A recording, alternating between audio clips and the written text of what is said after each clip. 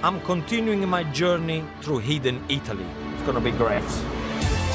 Revealing Italy as only the locals know it. You should try this. Amazing. By going off the beaten track. To let you in on the best kept secrets of my precious homeland.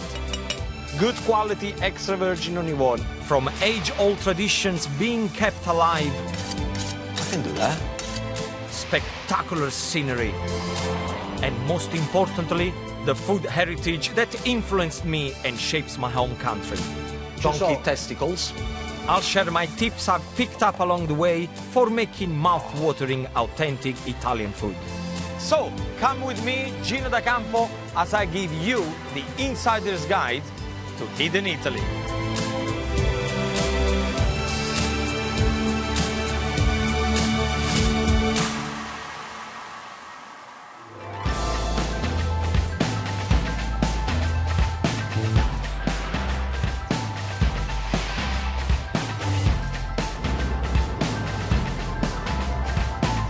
Tonight, I'm in the unspoiled region of Umbria. Umbria is known as the green heart of Italy. Tiny and landlocked by Marche, Abruzzo, Lazio and Tuscany, its unique position means that the traditional way of life has been preserved here. This is one of the most fertile corners of my country, a place where a simple way of life is inseparable from the uncomplicated rustic food. It's very unspoiled around here, and I can imagine Tuscany being exactly the same before all the tourists start to come around. Umbria is definitely the food basket for Italy. The cuisine here is known as cucina povera, or peasant food. Traditional dishes simply made with plenty of history. This is my kind of cooking. It's hearty, relying on grains, pulses, vegetables, herbs and meats. It's been a long time coming, but Umbrian food is starting to challenge Tuscany's culinary crown, and I'm here to find out why. So to get to grips with this rural cooking, I'm starting in the south of the region, in the charming hilltop city of Spoleto. Spoleto sits in the fertile plains of the Apennine Mountains, and its architecture reflects this ancient of Italian regions. This is the 13th century Ponte delle Torri aqueduct, standing an impressive 19 meters high. This is magnifico! Designed to carry water from the 14th century hilltop fortress of Rocca Albornoziana to the monastery of St. Peter. The monastery was at one time home to St. Francis of Assisi, Italy's most famous saint, who has a national feast day named after him.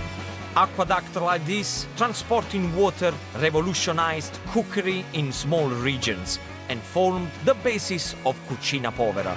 And it really is a fitting tribute to the lengths men will go to for a good meal. It's very pretty and rustic around here. And I want to find out about an ingredient that is very important and traditional of this area. It's all about the lentils. And I got my finger on the pulse. Ha! See what I did that? My finger on the pulse. Lentils are grown in every corner of the globe and come in all shapes and sizes. But Umbrian lentils are the smallest of them all, and in this case, size really does matter. And I want to find out why, so I'm traveling to meet Ettore, whose family have farmed the land since the 1700s. Ettore, you have been blessed with this beautiful Umbrian land. I mean, it looks like paradise here.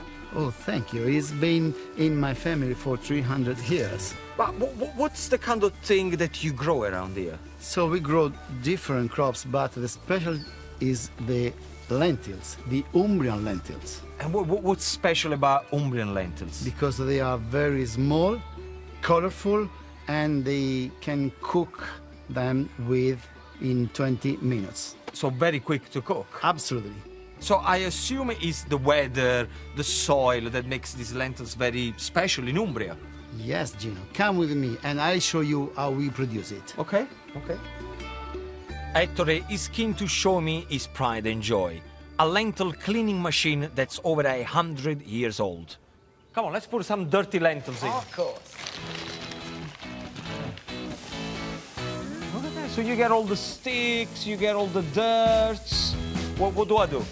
You can handle here and then move. Start to move. Yes. As I turn the handle, the lentils are sifted through and vibrations separate the detritus from the pulses. Nothing is coming. Hi there. This technology may be centuries old, Lentils are in. but the process still applies to modern machines. Finish it. Ready? Yeah. Where are the clean one? Look at that. I love the colors. Yes, it is a typical different colors of our Umbrian lentils. Never thought in my life I would get so excited about little lentils. It's unbelievable. I'm gonna get some. I've got a Okay. recipe in mind, which I think is gonna be fantastico. Okay. Grazie. You're welcome. Grazie, grazie, Prego. grazie. What an experience. Grazie. Prego. Okay, so I got my lentils. I'm now going to show you how to prepare insalata di lenticchie, which is a lentil salad with roasted butternut squash and a beautiful lemon dressing. So now the first thing we have to do is to deal with the butternut squash. Now, many people, they do have a problem with the butternut squash because it can be a little bit of a pain, okay? This is what it looks like. The pain in peeling a butternut squash is the skin. But I have a special trick for you. You cut into 4 pieces. You put into a bowl, cover with cling film, in the microwave for 5 minutes. What's happened? The microwave softens the skin and makes a separation between the skin and the flesh. Then it will make your life much easier when you peel it off. After peeling, cut and cube the butternut squash before roasting in the oven at 180 degrees for 20 to 25 minutes. And I'm going to show you exactly what they look like. Look at that. So the butternut squash is done. Now, for the lentils. One thing that I love about Umbrian lentils is the fact that they're only going to take 20 minutes to cook. Use approximately 400 grams of lentils to serve 4. Boil for 20 minutes, then drain and allow to cool. Lentils are ready, the squash is ready. Now let's get on with the dressing. What you need, 2 fresh lemons. Cut the lemons in half. And what I like about this recipe is, once you prepare the lentils and the squash, it's such an easy salad to put together. So, lemon goes in, and before you squeeze the last half of the lemon, what I want you to do, get a zester and grate half of the lemon skin straight into the lemon juice. And then squeeze the remaining half. Now I'm going to show you how to make a nice extra virgin olive oil and lemon dressing. The secret is to whisk the lemon juice fast, whilst adding about 10 tablespoons of good quality extra virgin olive oil slowly. Keep whisking until the mixture becomes cloudy. Finishing off by adding some salt and pepper. What I want you to see, come here, look at the cloudiness of the dressing. It looks very sexy.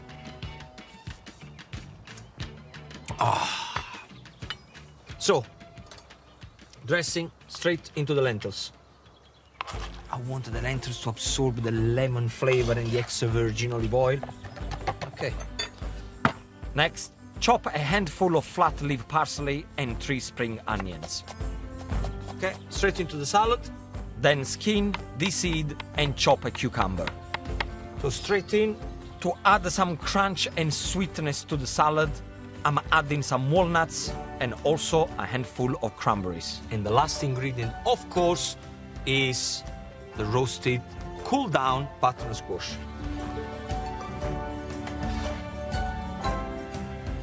So a little bit of more seasoning at the end, a bit of salt and pepper. And then the only thing that you have to do, mix everything together. If you're having a barbecue, or if you have all the family coming around and you want to do something different, easy, colorful, this is exactly what you should do. Enjoy and buon appetito.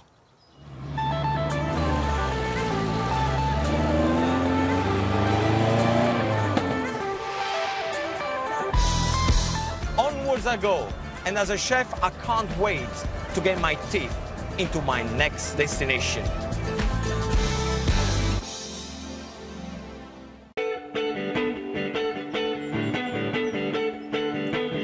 I'm exploring Italy as the locals know it, looking for the hidden gems that the unspoiled region of Umbria has to offer me. Just under an hour and a half away from Spoleto is the hilltop city of Norcia. This is the meat capital of not only just this region, but the whole of Italy, as it's the birthplace of modern butchery.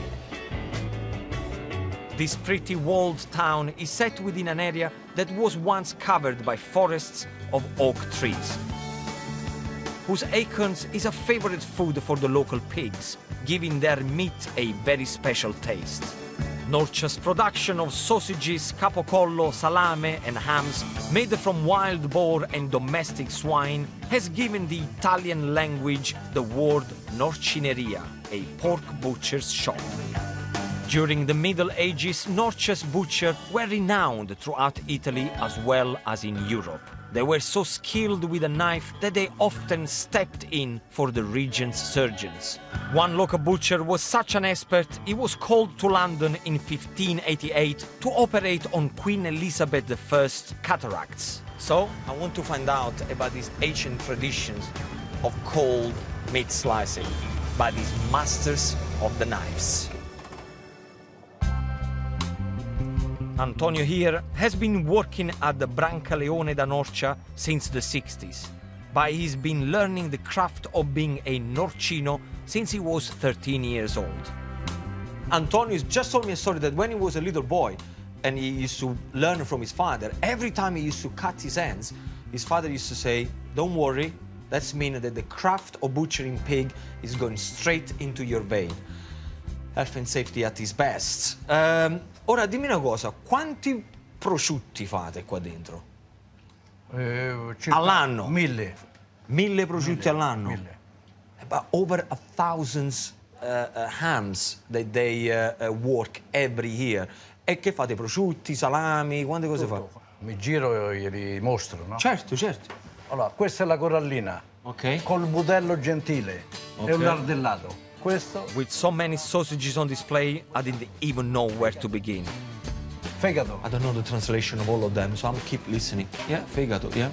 Cinghiale e tartufo. Piccante. Spicy, I know that is spicy. Questo salame del contadino. Ok. Questi coglioni del mulo. Coglioni di mulo. Sì, testicolo di mulo. Ok. Donkey sono. testicles. I can see that choosing a meat to cook with is going to be harder than I ever thought. Calienta. I'm getting all confused. Caliente. Piccanto. Piccanto. Cinghiale. Cinghiale. Wild boar. Questa la classica. Macinata Classic. di maiale. Yeah. Before I'm allowed to manhandle the meat, I first need to learn the basics. He's challenging me with a knife. I can do that. Ok. Posso? Aspetta, facciamo la prova. Come la prova? Si è affilato. Oh, wow. Oh, this is like a samurai. It's not a butcher. Posso? Certo. Watch and learn, my friend. Ok, not a good start. Non commento. Ok, va, come? Così? No? Ok, fammi vedere. Si sente anche orecchio quando lo fai. Okay, he said you can hear the way you sharpen a knife if you do it right. We've done this for 25 years. No. Vabbè.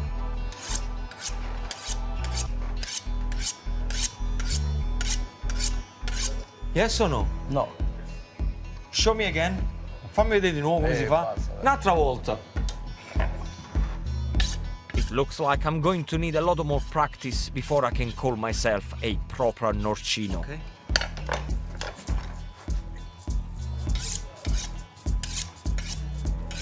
Bravissimo, sei diventato un campione. Non va bene. Sei un campione, dai. I think he's taking the mic. Guarda che arriva sulla mano. Antonio, unimpressed by my knife skills, decided to show me how it's really done. Comprendi? Oh, he said this is the way you do it. You should do like a blind man without looking at the salame. Again, health and safety at its best here. I'm not gonna do that. Quindi Antonio, se ci sta una cosa che io dovrei assaggiare qui, che cos'è? Ho il guanciale. I asked if there is one thing that, you know, makes Norcia famous. What is it? And he says the guanciale, which is the cheek of the pig. E come lo fate questo qui? Questo per fare la matriciana. Fa la matriciana. La carbonara. Sì, ma come lo preservi? Viene salato. Ok. Salato e poi messo sopra il pepe e poi fatto asciugare. Fatto asciugare. So the way they do this, they get a pig cheek, they rub it with salt, black pepper, and then you let it hair dry. Apparently, the pig cheek is the most tasty part of the pig. I like this one because it's got a lot of fat in it and I like that. Ah, buono. Buono. Dolce, Sì, sì. sweet inside. I was so impressed with Antonio's guanciale that I knew I just had to cook with it. What strikes me about Umbria is the simplicity of the ingredients and the stunning views. Definitely my kind of place.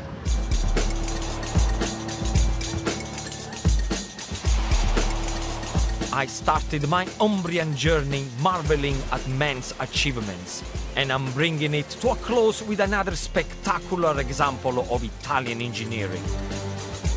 This impressive waterfall was created out of the Romans' need to protect this fertile land from the threats of severe flooding throughout the region.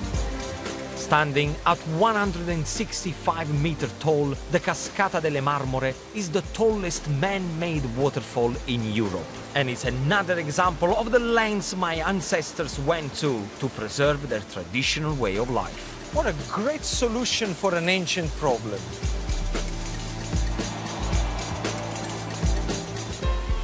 Man-made, the most beautiful waterfall ever. And this is what I'm getting from Umbria, all these man-made things, that they're just wonderful.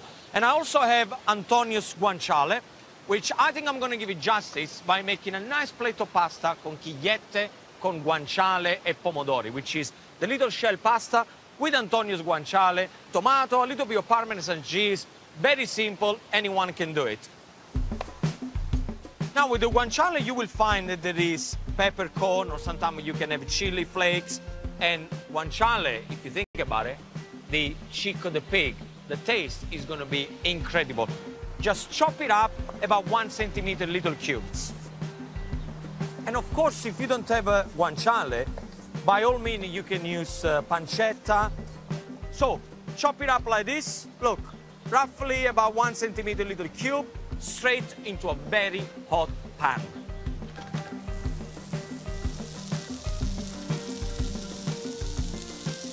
At this point, give it a good stir. We're gonna add finely chopped red onions. Now add a little bit of olive oil and get the sizzling going.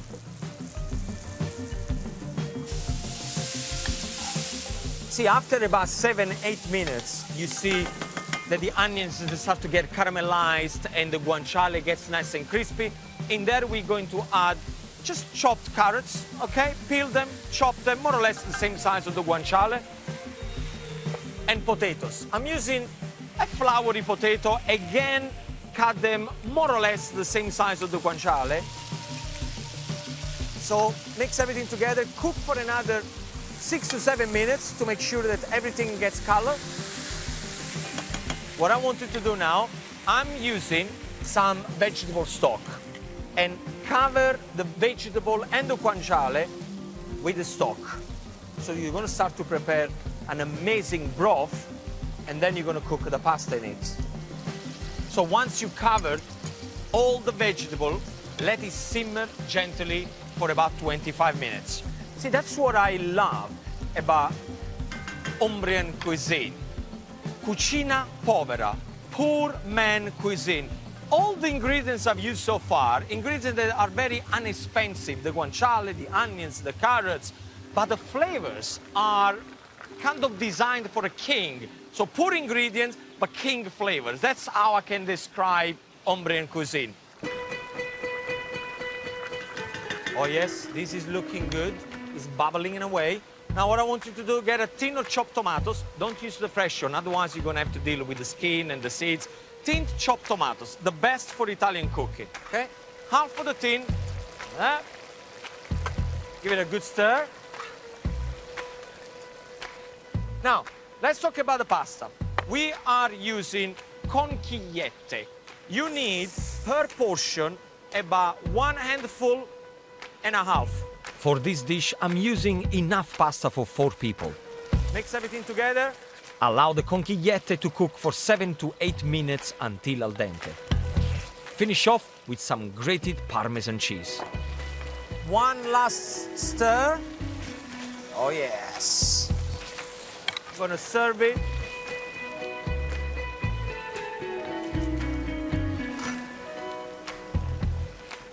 Ho, ho, ho. A little more Parmesan cheese grated on top.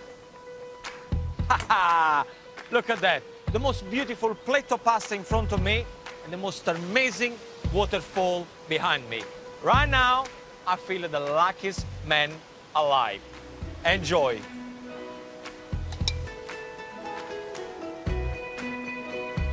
Oh. The cucina povera flavors of Umbria in one dish. Fantastico. You can find all Gino's delicious recipes and more in his accompanying book, Gino's Hidden Italy, out now.